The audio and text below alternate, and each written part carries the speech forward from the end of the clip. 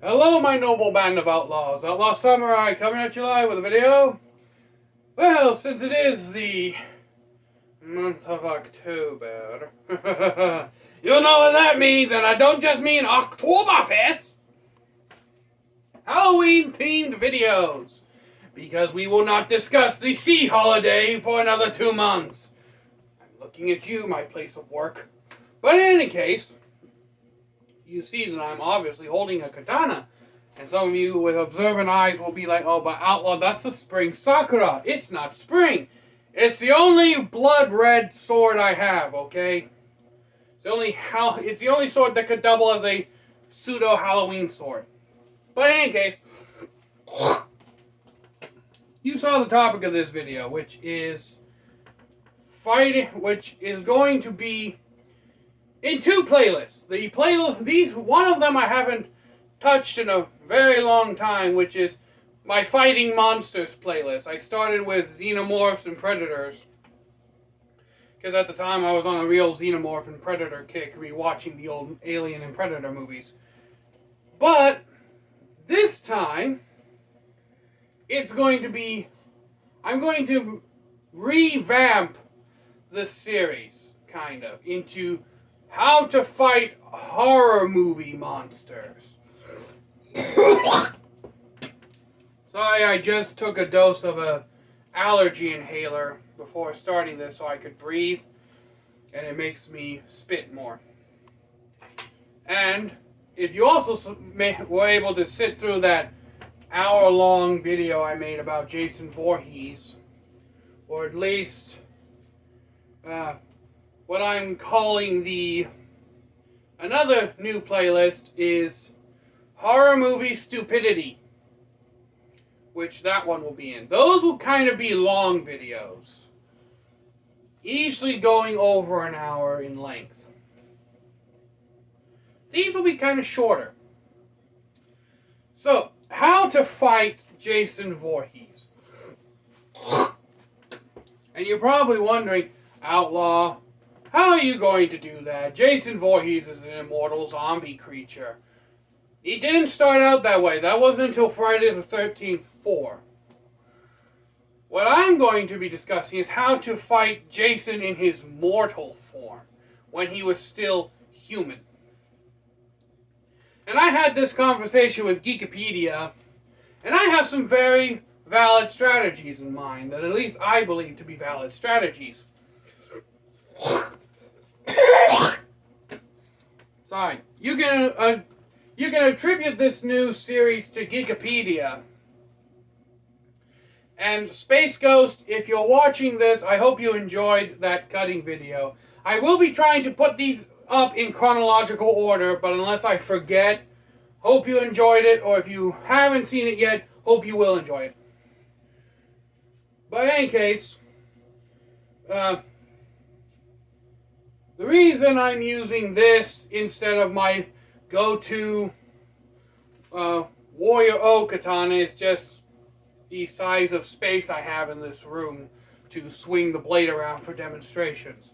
This is a lot easier to swing around than a 34-inch blade. But let's get to it. I've already bitched and rambled for 3 minutes already. I'll leave a timestamp. Skip ahead to the 4-minute mark. So, how would I fight Jason Voorhees? Well, the simple answer that a lot of you would be thinking is, I wouldn't. I'd run the fuck away from him. Because, as far as I'm aware, while Jason was human, unless he is physically removed from the Crystal Lake area, if you can manage to run your ass out of Crystal Lake, Jason will no longer continue to pursue you.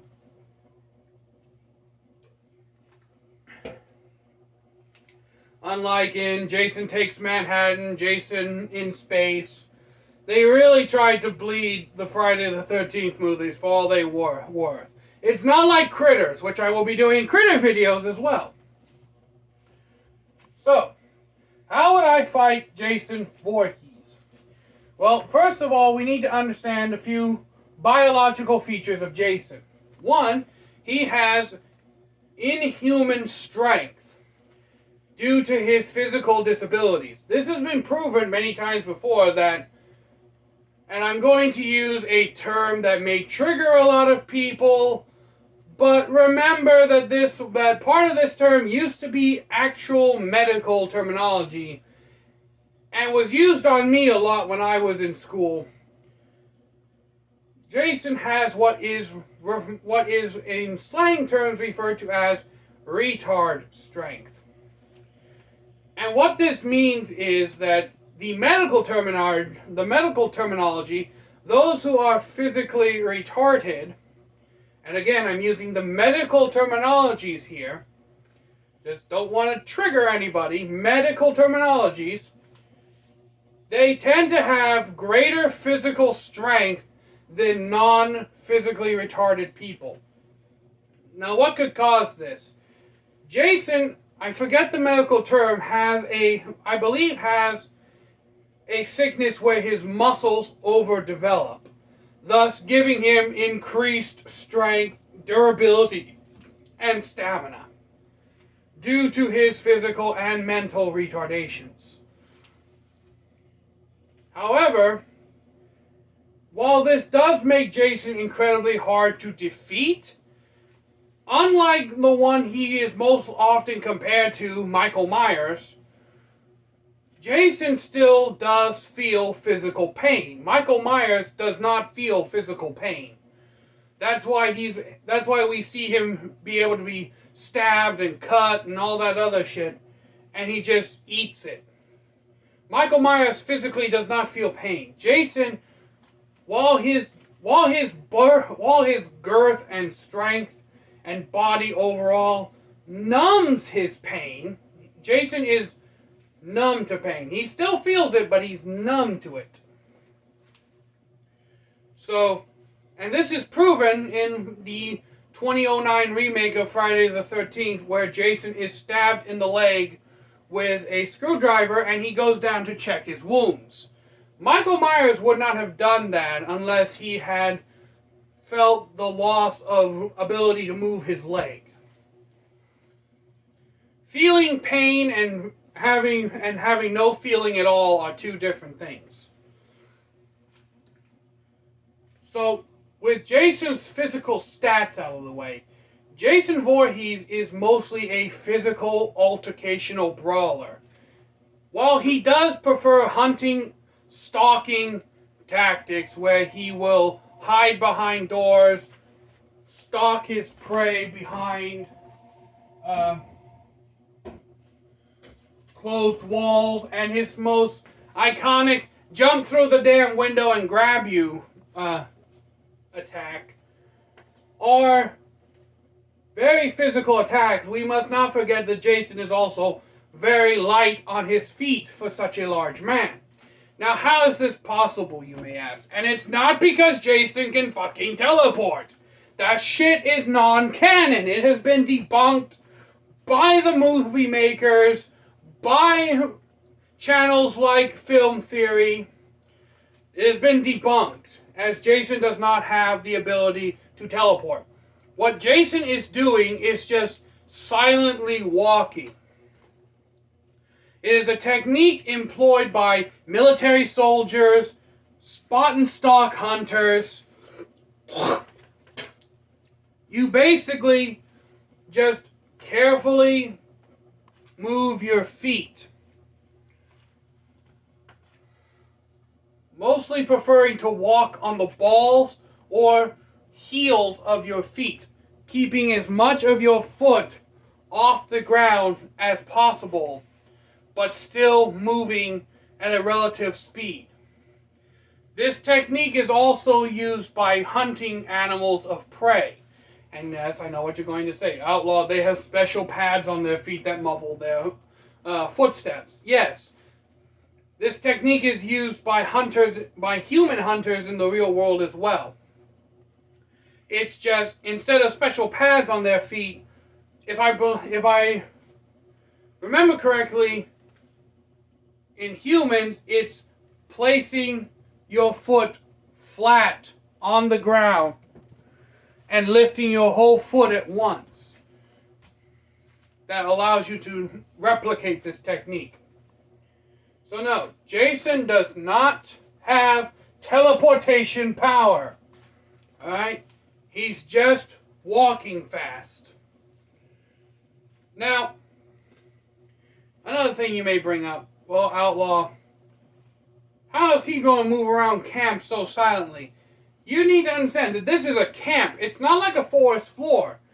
A forest floor has leaves, twigs, sticks, rocks, etc., etc., etc. around. This camp is mostly clear of such debris because of it being a tripping hazard for the young kids. Or preteen adolescents trying to have sex in the boathouse. So, Jason has a much easier time sneaking around the camp area than he does out in the forest. Because he can't be heard as easily in the camp as he can out in the forest. So we've basically gotten all of his physical stats out of the way. Now, Jason's weaponry of choice is the machete, okay? A machete is basically a shorter, less powerful version of a falchion. Okay? The machete evolved, as far as I'm aware, the machete evolved from the falchion itself. So, even though Jason does have his hacking, slashing, and the physical strength to thrust with a machete, which you can thrust with a machete, it's just the way the tip is designed, it's stupid difficult to get good penetration. Jason's physical strength alleviates that weakness. So, as we've seen when Jason's using his machete, he prefers powerful slashing attacks and powerful thrusting attacks. So he got his attack pattern down, slashing and thrusting. Now, you may be wondering, Outlaw, you've babbled for the last almost 9 minutes. And 2 of them were explaining medical terminologies. But now we have to get to the actual fighting. I'm going to call this section Fight Analysis. Okay? This is the fight analysis. So, with that in mind, as we see Jason, as I'm squaring up with Jason, this is where the actual combat comes into play. Where would I fight Jason? Well, if I was at Camp Crystal Lake and I had managed to survive long enough to know about Jason, the first thing I would do is I would not stay in the cabins, okay? I am in an enclosed space with an elevated platform that Jason can easily get underneath and start stabbing me from underneath or stabbing me from above on the roof. Not to mention stabbing through the walls. He has the physical power. The windows are another liability. He could come crashing through them. And if he's inside, then I am at a major disadvantage in terms of space to move, evade, and counterattack. However, if I was outside in the main campground area, usually where the fire pit would be, you know, in the middle of camp, everyone singing Kumbaya, roasting hot dogs and marshmallows, that would be a different story.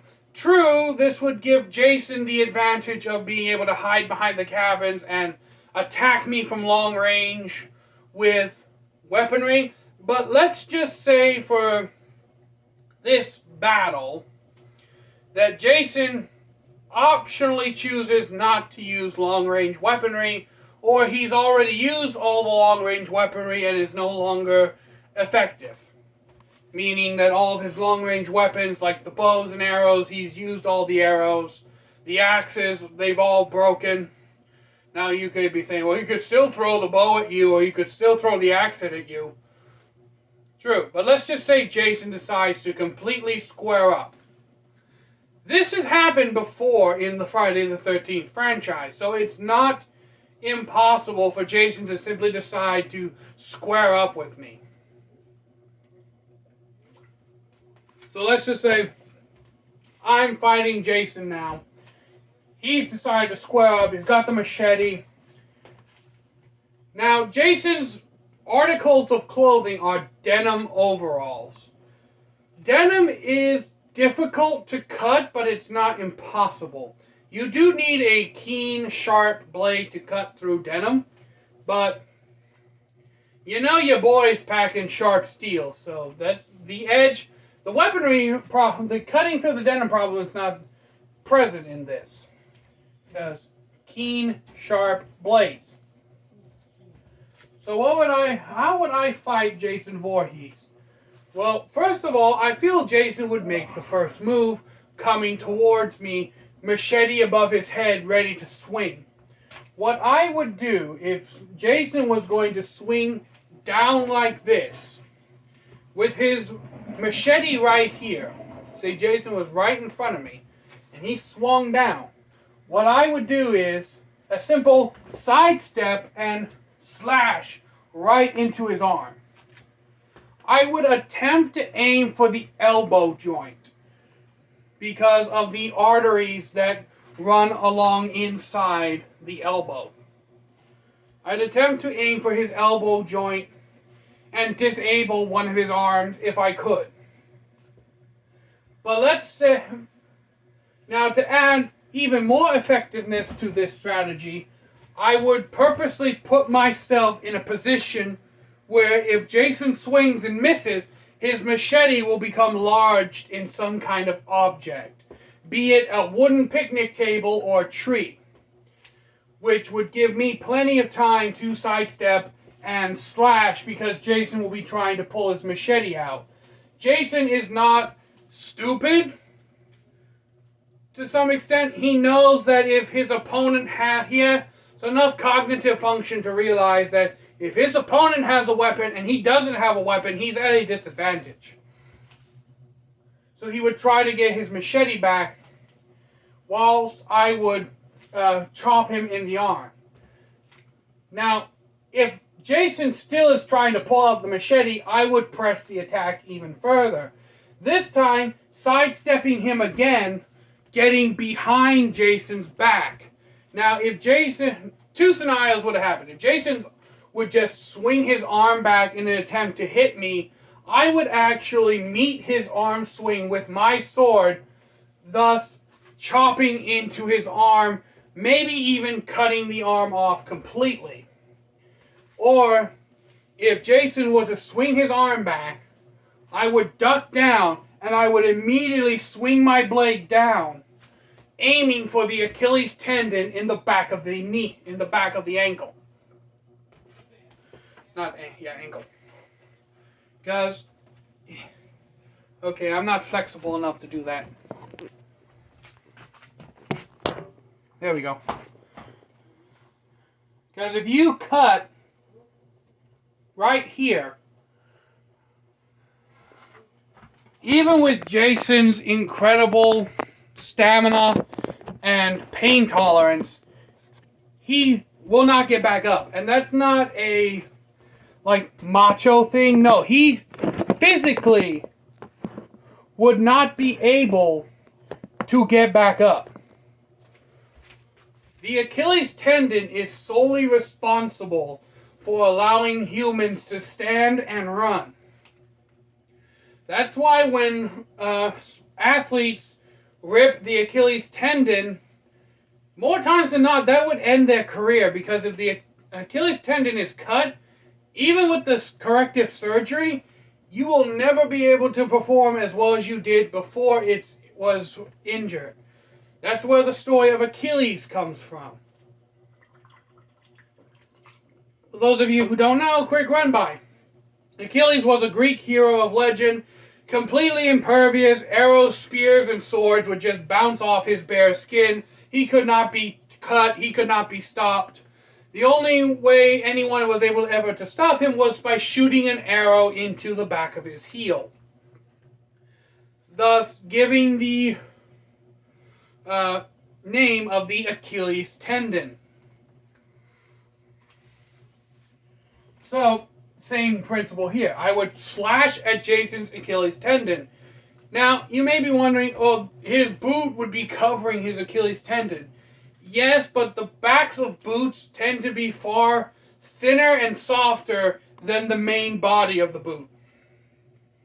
So I'm fairly confident I could get through that, even a little, with a very powerful swing and a very sharp sword. Now, the other two scenarios is if Jason was able to get his machete out and then swung backwards. If that was to happen, if Jason was able to get his machete out and then turn around and swing, I would be backstepping. I would put distance between me and Jason and keep him at measure until I could find another opening. Now keep in mind, Jason's machete arm would still be highly injured and he would be leaking blood the entire time. The other thing that I could have done is similar to the first scenario. He swings the machete arm around. I duck down and meet his machete arm with my blade. And I don't mean clash his machete with my sword. No, I mean make another cut in the same general area as the first one, hopefully, and either completely cripple or hopefully cut right through Jason's machete arm, thus crippling Jason in this fight. Just a moment.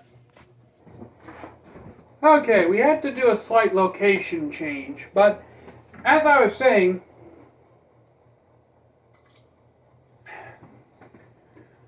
you know, I'm actually starting to like this liquid death stuff. It's not that bad. Definitely a good throat clearer. But as I was saying, I would hopefully make the second cut and cripple and or even cut off Jason's machete arm. Now you may also be wondering, Outlaw, he has another arm. He could just pick up the machete with the other arm and attack you with it. Yes, but this would require Jason bending over, putting him in a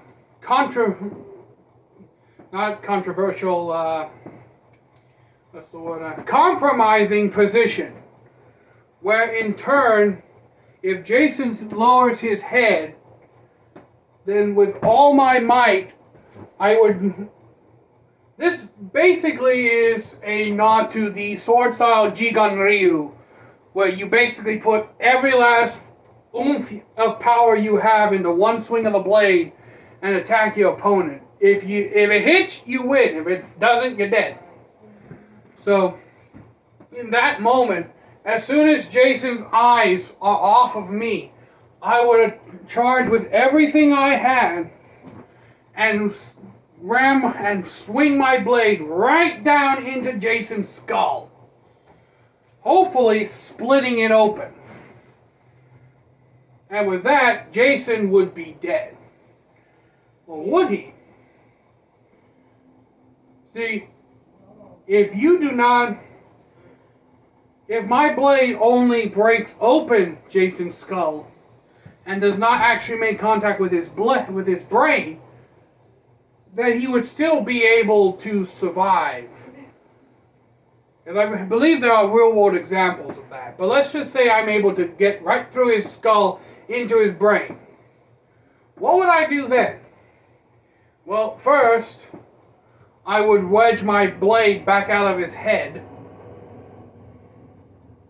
And then, this is kind of a extra bit of security, I would roll over a log from the wood pile, because every camp has a wood pile. Put Jason's throat onto the log. Grab an axe if the one is available. If not, I'd use my blade. And I would just hack at Jason's neck until his head was severed from his shoulders. Because no matter how powerful Jason is, in all the iterations we've seen, no one's ever decapitated Jason. As far as I'm aware, no one has ever decapitated Jason Voorhees.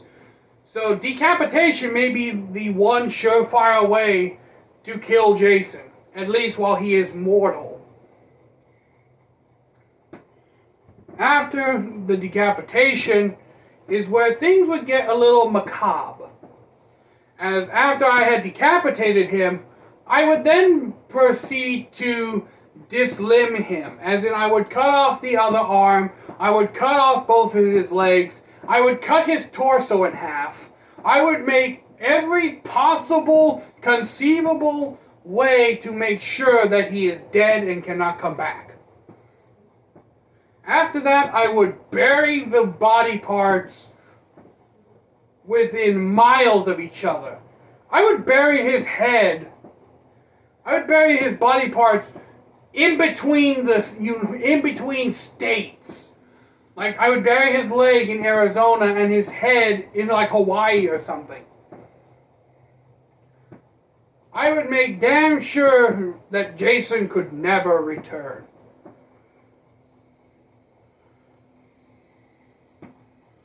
And I know this was a very much hypothetical, very much, like, in my favor kind of fight. But with Jason Voorhees, it's not so much his intelligence I would have to trifle with. Jason has proven while he is intelligent, he's also very naive and gullible. If I had a female companion that looked close enough to his mother to distract Jason, I would have used that to my advantage as well. And as soon as Jason was distracted long enough, keep in mind that if it was anyone else saying what I'm about to say, you could take it with a grain of salt. But since this was I believe this was an old quote from history, swordsmen and doctors are the only people who understand how the body works. Swordsmen and martial artists are the only ones that know how the body works better. I believe the quote was, a swordsman and a martial artist are the only people who know how the body works better than a doctor. So I would actually, while Jason was distracted, attempt to stab him up through the side into his heart or through his lungs. Now, I know what you're going to say, oh, your sword could get stuck in there. Jason could dodge that. True, but right now Jason is distracted. Or, instead of doing something like that, while Jason is distracted, I would walk up behind him. And I know where you're going to go with this. Oh, he's going to go for the decapitate. No, I'm going to go for something much more surefire to stop Jason. I'm going to go directly for the spinal cord. That's right, I'm going to cut Jason right in the spinal cord, thus paralyzing him. And once he's paralyzed on the ground,